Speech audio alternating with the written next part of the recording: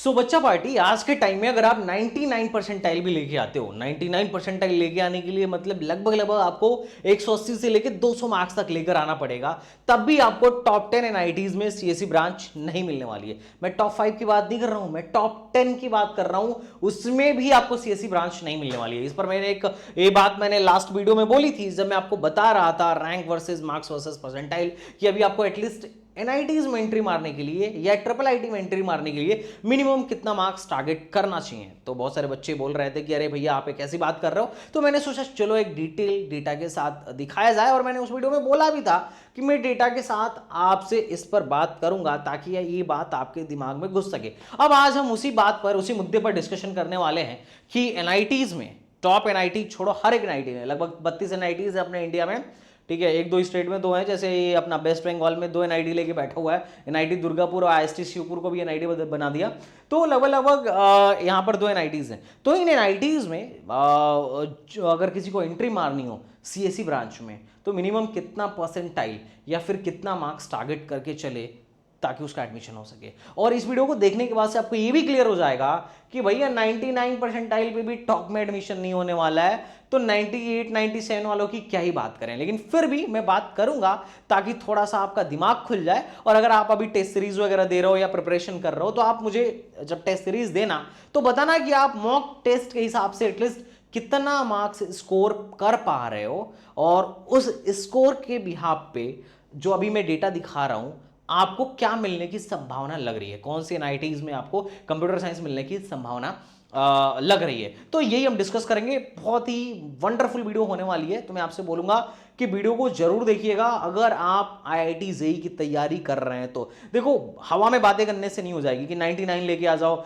200 लेके आ जाओ, एनआईटी ट्रिची की सीएससी फिक्स। भैया 200 पे भी नहीं होने वाली है फिक्स, इसकी कोई गारंटी नहीं है। इस वीडियो से पहले तुम देखो, समझो, सीखो।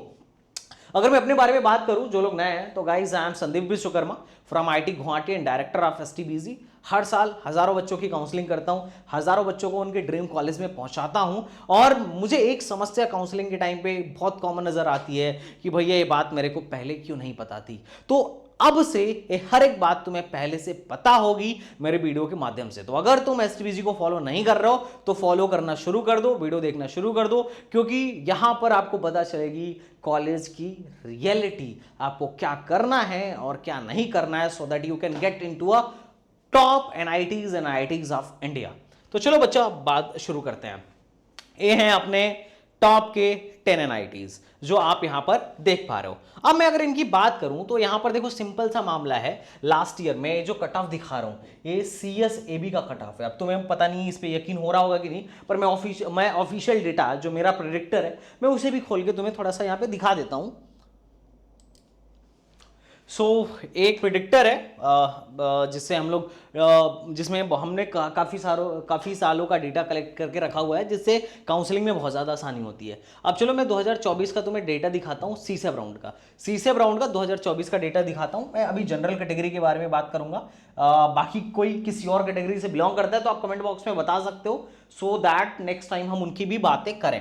अगर मैं कोटा की बात करूंगा तो पहले मैं यहाँ पे टाइप सेलेक्ट कर लेता हूँ। अभी मैं पहले एनआईटीज की बात कर रहा हूँ, और अगर मैं कोटा लेता हूँ तो अभी मैं all India and other state quota जैसे बात करूंगा। होम स्टेट लद्दाख और गोवा वालों की बात नहीं करूंगा, बाकी तुम खुद से उनको चेक कर सकते हो। अब मैं अगर प्रोग्राम की बात करता हूँ तो मैं सिर्फ यहाँ पर अभी हम चूंकि सीएससी की बात कर रहे हैं कि सीएससी में एंट्री मारने के लिए मिनिमम कितना चाहिए, तो मैं यहाँ से एक प्रोग्राम सेलेक्ट कर लेता हूँ जो है कंप्यूटर साइंस एंड इंजीनियरिंग 4 साल वाला, जो हमारा कोर्स सीएससी है। ठीक है, अब रिपोर्ट पर चलते हैं और देखते हैं।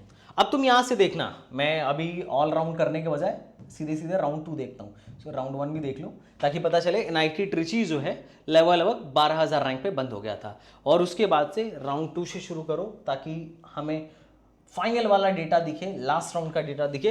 वारंगल 2300 पे बंद हो गया था, राउरकेला 3300 पे बंद हो गया था, इलाहाबाद 4800 पे बंद हो गया था। अब यहां से दिखाने के बजाय मैं तुम्हें यहां दिखाता हूं, अपने पीपीटी में दिखाता हूं, जो सेम डेटा यहां पर मैंने लिख रखा है ताकि बताने में इजी हो। अब देखो ये कट ऑफ गया था किसका, CSAB राउंड 2 का, ये last round CSAB round 1 plus round 2 mix है, मतलब लास्ट कट ऑफ गया था 2024 का। मोटा मोटी ये बात समझो कि 2024 में यहीं पर बंद हो गया था, इसके बाद किसी को ये कॉलेजेस नहीं मिले थे, सिंपल।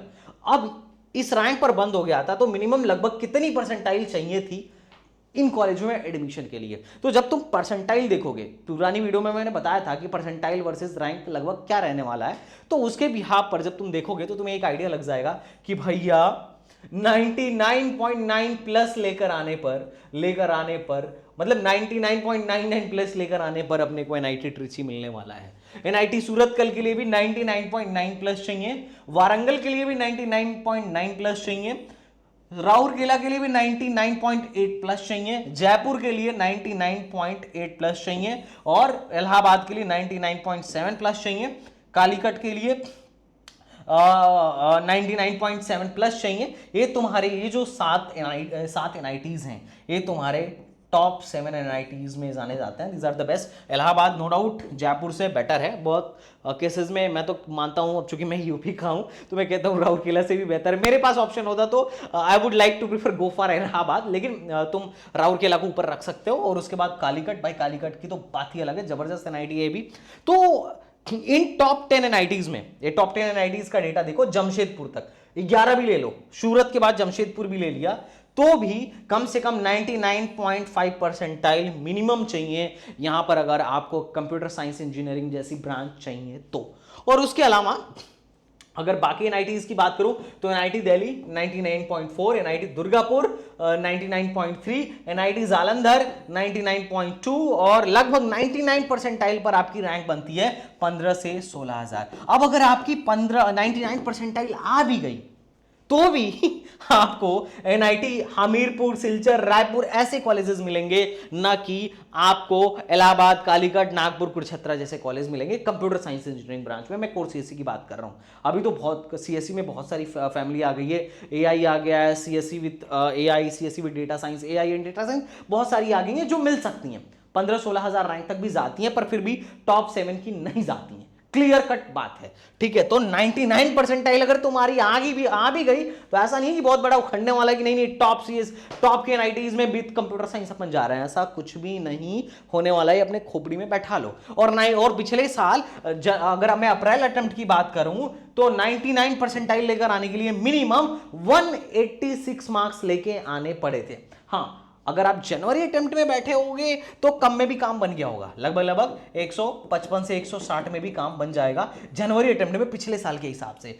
तो अगर अभी आपको बहुत अच्छा कॉलेज सिक्योर करना है तो मैं तो कहूंगा जनवरी अटेम्प्ट में जी जान लगा दो, क्योंकि क्या ना कि जनवरी अटेम्प्ट में आपके कम मार्क्स पे भी अच्छी परसेंटाइल बन जाती है, क्योंकि बहुत सारे बच्चों की प्रिपरेशन बहुत अच्छी नहीं होती है, और ये जो एग्जाम है वो रिलेटिव है, एक दूसरे पे डिपेंड करने वाला है। सिंपल, अगर तुम्हारा टॉपर 100 नंबर लेके आ रहा है ना 300 में से, तो भी उसको 100 परसेंटाइल देना पड़ेगा। और अगर तुम्हारा टॉपर 300 में से 280 290 नंबर लेके आ रहा है तो भी उसको 100 परसेंटाइल देना पड़ेगा। हर शिफ्ट में एक टॉपर होगा और टॉपर के रिस्पेक्ट में ही तुम्हारी परसेंटाइल जाएगी। ये बात समझो, ये बात तुम्हारे मन में क्लियर होनी चाहिए। मैं तो बोलता हूं कि किस तरीके से तुम्हारा परसेंटाइल और किस तरीके से तुम्हारा रैंक डिसाइड होता है, मेरी इस वीडियो को तुम सबसे पहले जाके देखो, ताकि तुम्हें क्लियर हो कि किस तरीके से पढ़ना चाहिए, किस तरीके से तुम ज्यादा से ज्यादा मार्क्स स्कोर कर सकते हो। और अभी कंक्लूजन सिर्फ इतना है कि जनवरी अटेम्प्ट में ही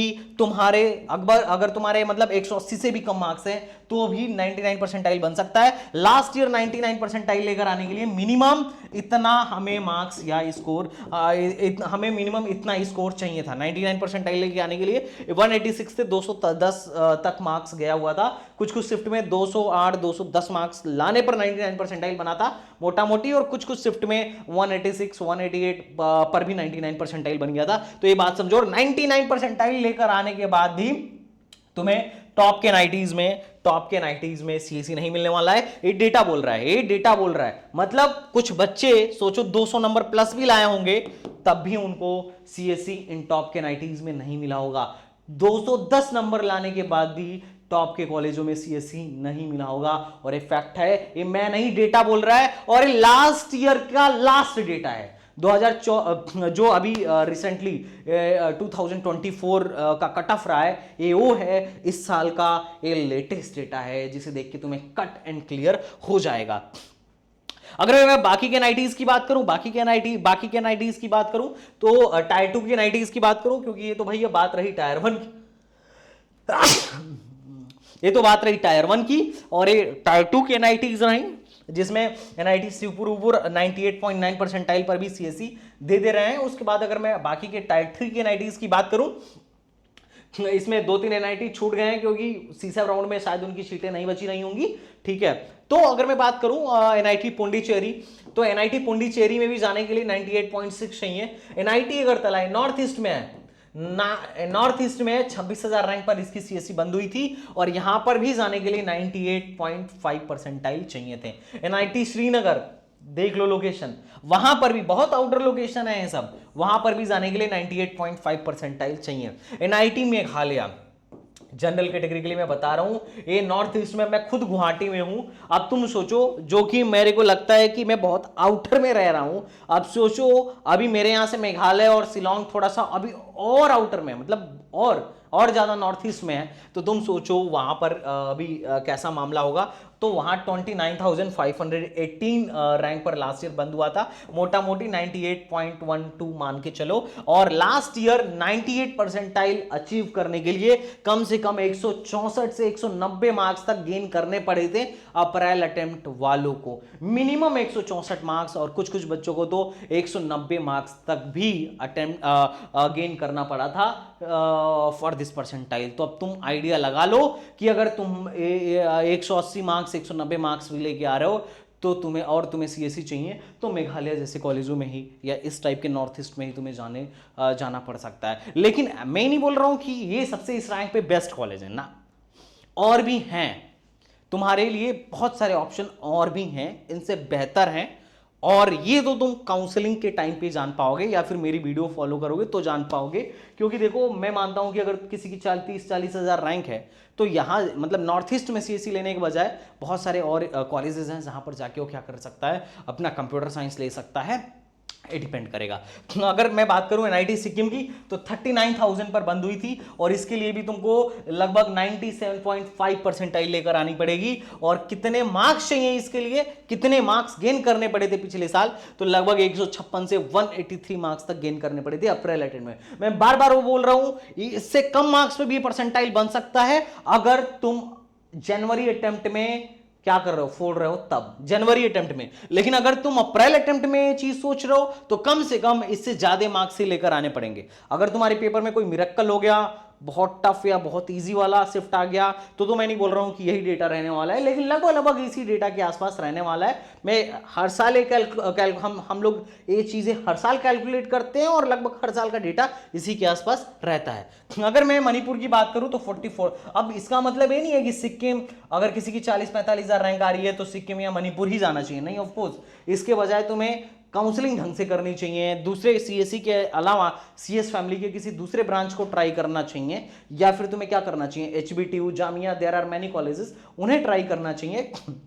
अगर तुम गर्ल्स हो तो आईजीडीटीयू जैसे कॉलेज को ट्राई करना चाहिए। तो देयर आर मेनी ऑप्शंस जहां तुम्हें क्या करना चाहिए, ट्राई करना चाहिए apart from these colleges. Arunachal Pradesh 47,000 rank पे बंद हुई थी, 47,000 के लिए भी 97 परसेंटाइल लेके आना पड़ा था बच्चों को, और मार्क्स 150 से 177 तक गया था। अगर मिजोरम की बात करूं तो 49,000 पर बंद हुआ था, और उसके लिए भी 96.7 परसेंटाइल लेकर आना था। और लास्ट जो सीएससी में एडमिशन हुआ था वो था नागालैंड, और नागालैंड के लिए भी 96.6 परसेंटाइल प्लस लेके आना पड़ा था। अब परसेंटाइल से आपकी रैंक क्या बनेगी, ये सीधे सीधे नंबर ऑफ कैंडिडेट्स पे डिपेंड करती है। पहले ऐसा होता था कि 96 परसेंटाइल पर अच्छी रैंक बन जाती थी, 97 परसेंटाइल, 98 परसेंटाइल, 99 परसेंटाइल पर अच्छी रैंक बन जाती थी पहले के टाइम में, पर अभी ऐसा कुछ भी नहीं है। अभी चूंकि नंबर ऑफ कैंडिडेट्स सीधे सीधे बढ़ते जा रहे हैं, इस वजह से नंबर ऑफ परसेंटाइल, ये जो हमारी परसेंटाइल अच्छी आने के बावजूद भी हमारा रैंक बहुत अच्छा नहीं आ रहा है। तुम सोचो 99 परसेंटाइल का मतलब ये हुआ कि 1 परसेंटाइल लोग तुमसे आगे हैं। अब सोचो 14.5 लाख का 1 परसेंटाइल मोटा मोटी कितने बच्चे बन जाएंगे? 14,000 बच्चे तो ऐसे ही बन जाएंगे। उसमें से बहुत सारे बच्चे होंगे जिनकी परसेंटाइल एक पे मैच कर रही होगी, तो एक पे मैच करने की वजह से तुम्हारी 14,500 रैंक बनने के बजाय और रैंक आगे भागेगी, और रैंक आगे भागेगी का इसका मोटा मोटी मतलब ये हुआ पिछले साल 99 परसेंटाइल पर मोटा मोटी 15,500 या 16,000 रैंक बनी थी। अब तुम सोचो 99 परसेंटाइल मतलब 16,000 रैंक, और 16,000 रैंक मतलब एक कॉलेज एनआईटी गोवा पटना शिवपुर। सोचो, समझ रहे हो? पहले 99 परसेंटाइल का मामला अलग था, अब 99 परसेंटाइल का मामला अलग है। तो ओवरऑल कंक्लूजन ये है कि अगर आपको सीएससी चाहिए एनआईटीज में तो 96.5 से कम अगर है तो कोई चांस नहीं है, बिल्कुल लो चांस है। हाँ, अगर बहुत कम बच्चे एग्जाम में बैठे तो अलग बात है, लेकिन अभी के सिनेरियो को देख के सीधा सीधा फंडा है कि बहुत कम चांस है। ट्रिपल आईटीज आप देख सकते हो एक आध, वो भी बहुत अच्छी वाली नहीं। तो ओवरऑल आपको अगर एक डिसेंट सा कॉलेज चाहिए तो 99 98 परसेंटाइल मिनिमम लेके आना पड़ेगा। उसके लिए कितना मार्क्स चाहिए आपको फंडा क्लियर यहां से पता चल गया होगा। आई होप आपको वीडियो अच्छी लगी होगी। इसके अलावा अगर आप ट्रिपल आईटीज पर ऐसी वीडियो चाहते हो तो बोलना, डिटेल में बताना, कमेंट बॉक्स में बताना, मैं एक डिटेल वीडियो इस पर जरूर जरूर जरूर बनाऊंगा। तो अगर इससे आपको हेल्प मिली हो, थोड़ा आंख फुलाओ, तो वीडियो के कमेंट बॉक्स में जरूर बताइएगा। चलिए मिलते हैं नेक्स्ट वीडियो में, तब तक के लिए बाय बाय, टाटा एंड जय Hind. Thank you so much.